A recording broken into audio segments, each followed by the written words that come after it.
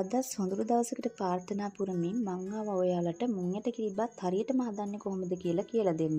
මම මේකට ගත්තා මුං යට ග්‍රෑම් 200ක්, කැකුළු හාල් ග්‍රෑම් 400ක්, පොල් කිරි මිලිලීටර් 500ක්. ලොකු පොල් ගෙඩියකින් තමයි උකු පොල් කිරි ටික මං හදාගත්තේ.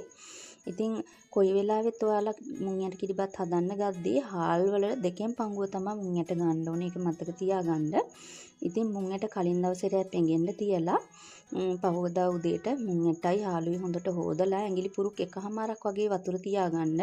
වතුර වලින් තියනවට වැඩිය දී කිරි වලින් තියනවා නම් හරිම රසයි කිරිබත් එක. ඉතින් මේ තියාගන්න එකට ලුණු කුඩු මේ සැහැඳි එකක් දාගන්න. උකු පොල් කිරියකටත් මේ සැහැඳි භාගයක් වගේ දාගන්න. රසය අනුව ලුණු ඕගොල්ලෝ වෙනස් කරගන්න.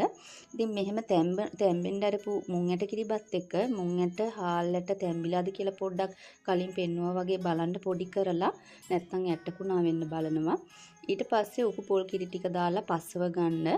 ඒ පැහුනට පස්සේ මෙන්න මේ විදිහට ලෑල්ලක තුනී කරගන්න. මෙහෙම තුනී කරද්දී ඔයාලා ලන්ච් ෂීට් එකක්, කෙසෙල් කොලයක් හරි රබර් හැන්දක් හරි පාවිච්චි කරන්න බලන්න. මොකද අත පිච්චෙනවා. මේක ටිකක් නිවුනට පස්සේ කෑලි කපා ගන්න පුළුවන්. එහෙම නැත්නම් අපිට ඕන රටාවකට ලස්සන පින්තූරයක් විදිහට කපා ගන්න පුළුවන්. කප් එකකින් ගහ ගන්නත් පුළුවන්.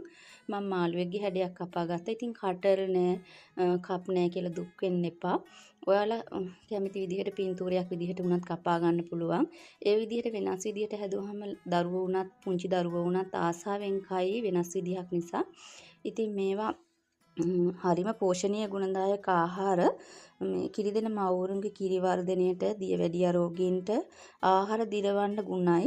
ඒ වගේම ગેස්ට්‍රයිටිස් වලට වුණා පොඩ්ඩක් සීතල ආහාරයක් බලාගෙන පරිස්සමින් කන්න සෙම තියෙන දවස්වලට.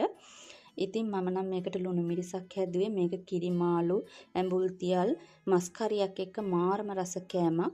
ඉතින් හදලා කාලා බලන්න. ඔයාලා හැමෝටම සුබ දවසක්.